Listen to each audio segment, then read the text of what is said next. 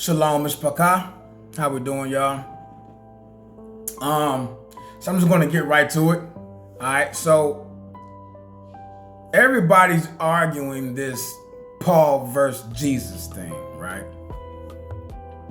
But the problem isn't Sha'ul, right?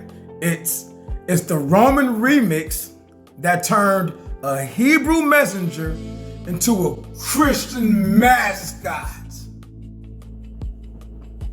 True story. I said it, right? First of all, they changed his name, they changed his intent, and they taught his words out of covenant context. True story. But when you read through Hebrew eyes, not church tradition, not that, but you'll start realizing Sha'ul and Yahusha actually spoke the same language. And that's covenant. True story. Please understand this, right? First of all, let's say this. His name was Sha'ul, not Paul. You understand? Even Yahusha called him that on the road to Damascus. He said, Sha'ul, Sha'ul, why do you persecute me?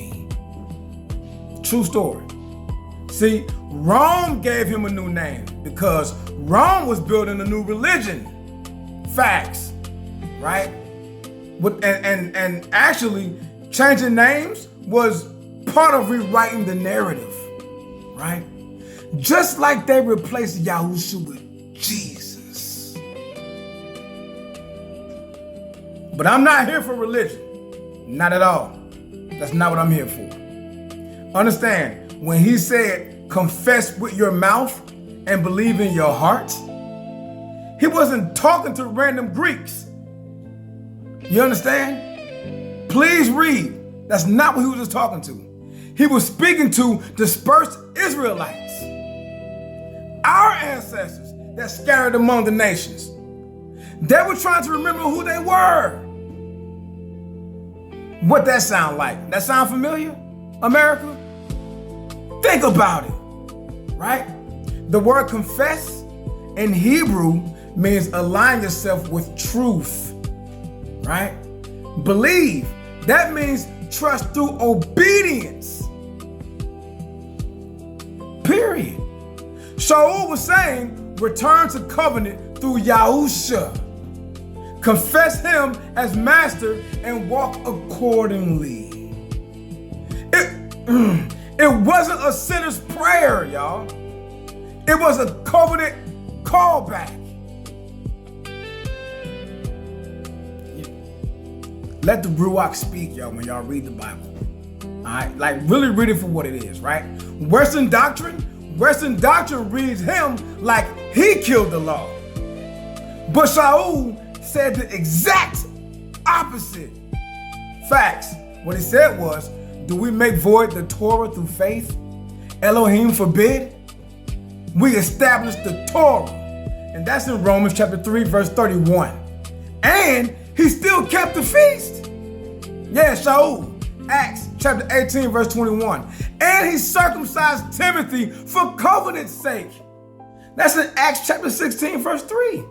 And he called Torah holy, just, and good. That's in Romans chapter 7, verse 12, right?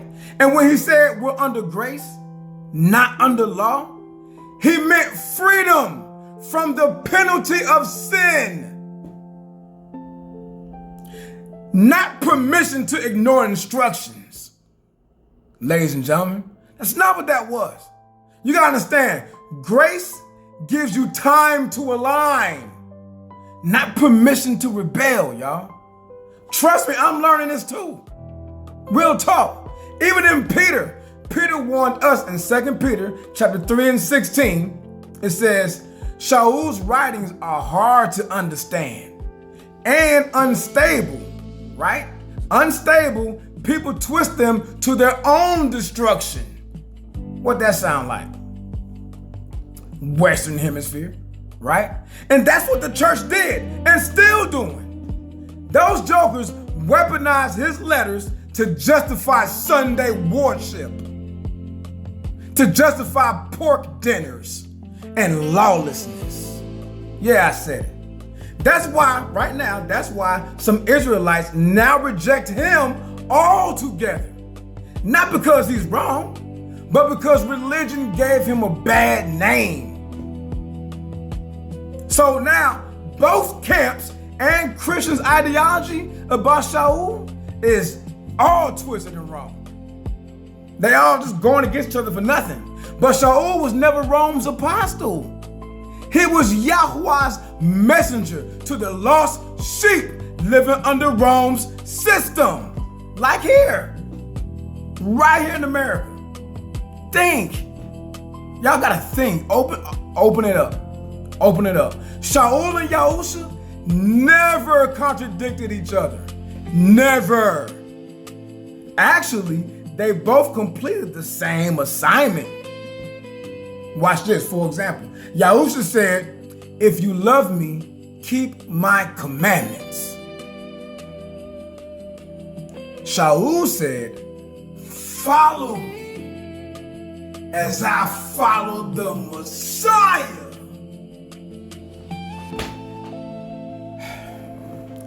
Both led us back to obedience, back to covenant, and back home.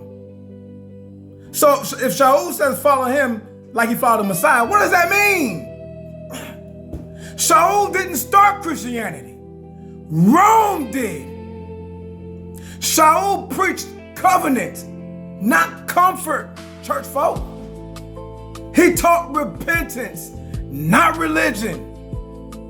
So before you throw away the messenger, right? Before y'all do that, learn to read the message in the language it was written.